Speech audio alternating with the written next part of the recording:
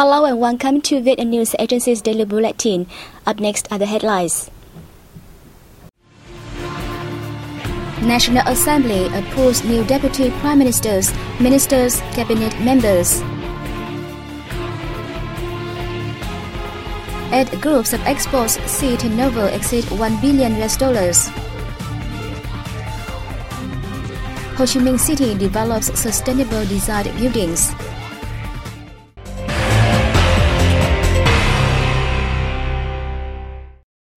The National Assembly approved the appointment of 3 new Deputy Prime Ministers and 18 ministers and cabinet members through voting on April 9th morning.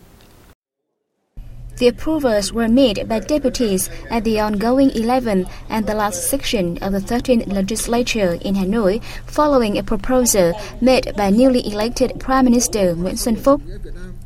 Accordingly, the 3 new Deputy Prime Ministers are Trương Hòa Bình, Politburo member and former Chief Justice of the Supreme People's Court; Vương Đình Huệ, Politburo member and head of the Party Central Committee's Economic Commission; and Trịnh Đình Dũng, member of the Party Central Committee and former Minister of Construction. Together with Deputy Prime Minister Vũ Đức Đam and Deputy Prime Minister and Minister of Foreign Affairs Phạm Bình Minh, the government has a total of 5 Deputy Prime Ministers.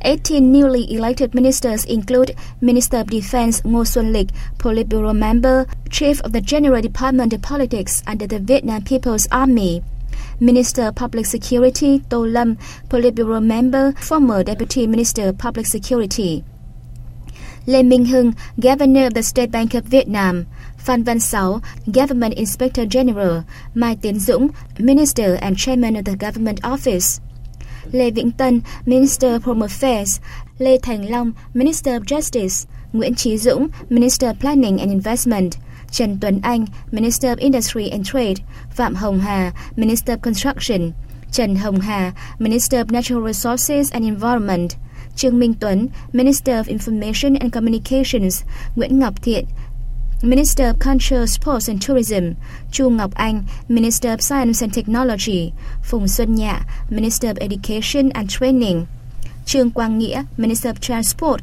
Đào Ngọc Dung, Minister of Labour, Invalid and Social Affairs; and Đỗ Văn Chiến, Chairman of the Government's Committee for Ethnic Affairs. 4 ministers keep their posts, including Foreign Minister Phạm Bình Minh, Minister of Finance Đinh Tiến Dũng, Minister of Agriculture and Rural Development Cao Đức Phát, and Minister of Health Nguyễn Thị Kim Tiến. The Vietnamese government now consists of 27 members, including a Prime Minister, 5 Deputy Prime Ministers, 19 heads of ministries, a State Bank Governor, and an Inspector General. The Vietnamese government will continue to tighten cooperation with the World Bank, especially in coping with climate change and saltwater intrusion, improving public administration, investment climate, and fighting corruption. Prime Minister Nguyen Phuc made the remarks at a reception for World Bank Country Director in Vietnam, Victoria Qua in Hanoi on April the 9th. He said Vietnam appreciates the effective support and consultation of the World Bank in general and Country Director Victoria Qua in particular, and regards the bank as a reliable partner and a great friend of the country. The government's leader suggested the two sides increase the exchange of information to improve collaboration efficiency. For her part, Victoria Qua affirmed that the World Bank attaches importance to its cooperative ties with Vietnam and hopes the new Prime Minister will work to elevate bilateral cooperation to a new height. The official noted that the World Bank is keen to cooperate with the Vietnamese government in coping with climate change, developing the private economic sector, and enhancing the government's accountability and anti-corruption capacity. The World Bank is willing to provide financial and expertise support for Vietnam to develop its private economic sector, she added. The same day, Prime Minister Nguyen Phuc met Japanese Ambassador Fukada Hiroshi. The Prime Minister confirmed that he would attend the extended G7 summit in Japan this May at the invitation of Prime Minister Shinzo Abe. He also calls for increased dialogues and mutual support at regional and global forums, for the sake of peace, stability, cooperation, and development in the region and the world. Ambassador Fukada Hiroshi felt sorry for serious impacts of serious saltwater intrusion in the Central Highlands and Mekong Delta regions that the Vietnamese government and people had to deal with. The Japanese government wants to help Vietnam improve its capacity for dealing with such weather phenomena, he noted. Japan is also keen on promoting joint work with Vietnam in improving public administration management and the business climate, he said.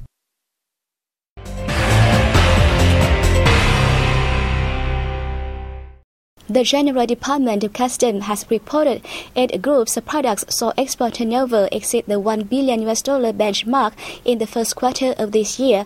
More details coming up next.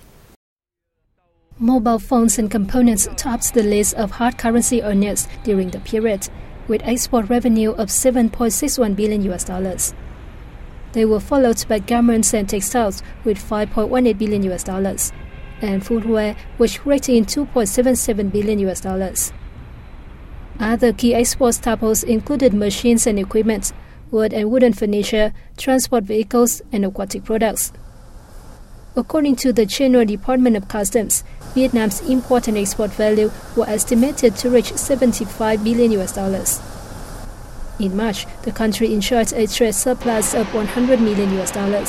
Bringing the total trade surplus in the first quarter of 2016 to $776 million.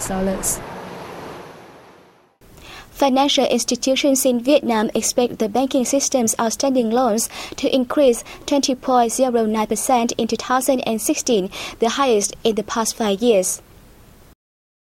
According to a report from the Monetary Forecasting and Statistics Department and the State Bank of Vietnam, credit institutions adjusted their expectations on the growth of capital raising and outstanding debts in the year to a more rational level, which is still higher than earlier forecast.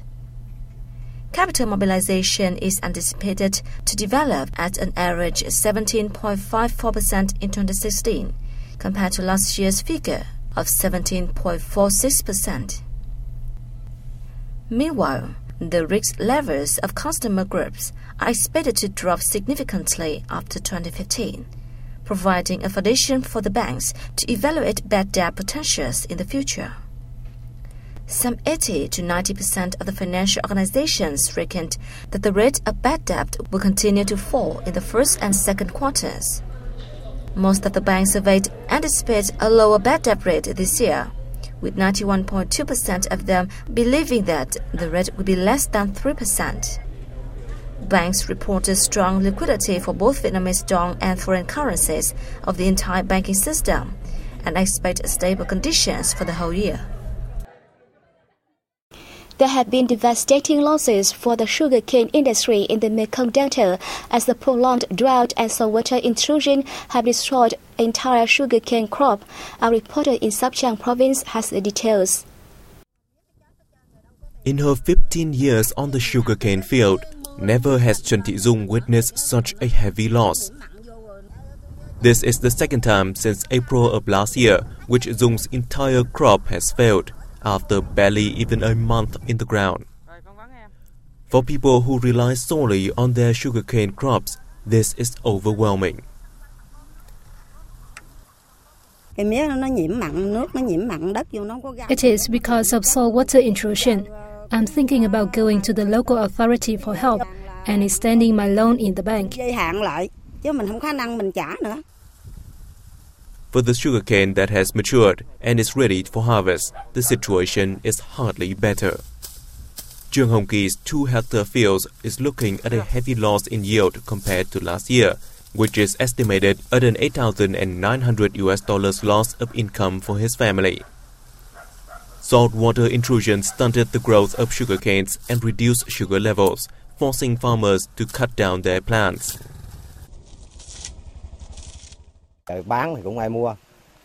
Nobody is buying these, so I have to cut it down and pay back my loans with what little I have. It is really heartbreaking. There's no other way. We have to take the losses. We can't grow anything here anymore. This historic level of natural disaster is leaving the locality's agriculture sector stumped. Other than providing financial support, the sector can offer nothing else but suggest that farmers not replant new crops at this time and quickly harvest any fields that haven't yet been affected. We have conducted training courses for farmers to deal with saltwater intrusion so that they can switch to other crops or improve their land's fertility for sugarcane. In Đại Ân Commune, Cù Lao Dung district alone, over 800 households have reported huge losses, and this number is expected to rise in the coming days.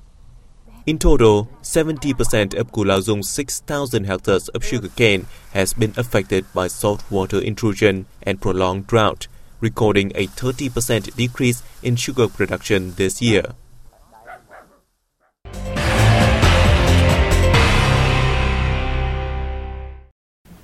In the past, the cost of sustainable construction used to outweigh its environmental benefits for developers.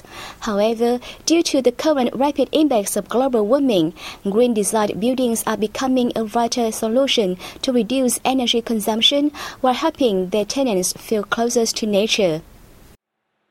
With only 450 square meters, architects from TTT Architects have delivered an aesthetically pleasing building that utilizes natural light, saves energy, and uses no hazardous construction materials. The end result proves that a green building project is possible, even with limited budget and space. Initially, we estimated the cost of the construction would increase by 8% if we followed the green design. That made a lot of our investors walk away from the project. But if we look closer, only half of that 8% increase in costs are lost. The remaining 4% would be returned within 4 years through energy saving.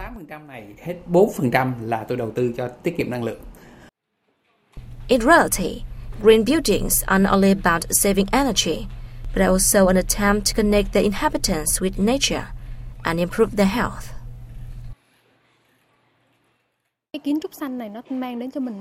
Green architecture helps people feel comfortable and healthy, most likely because it doesn't use hazardous materials.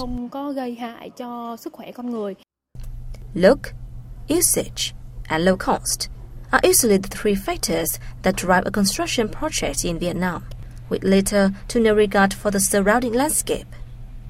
But the cost of green architecture is significantly slashed, thanks to modern technologies and equipment.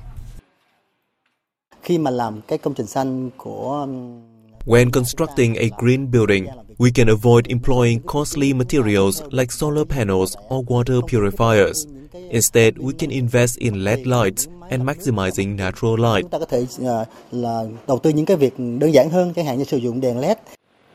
Now Ho Chi Minh City is building apartment complexes following the green architecture model, using double glazed windows, which reflect light and heat, and are very good for soundproofing, as well as utilizing natural air ventilation through growing trees and glass surrounding small ponds.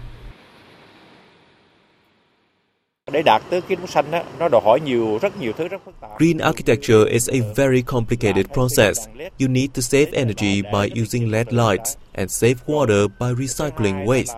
We do not change the landscape, we adapt to nature.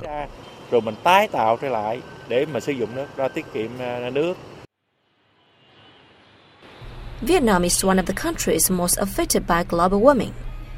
By adopting a more sustainable way of living, we are contributing to reducing the negative impacts on nature while helping us adapt to climate change. And that has come to an end of our bulletin. We thank you for joining us. I'll see you next time.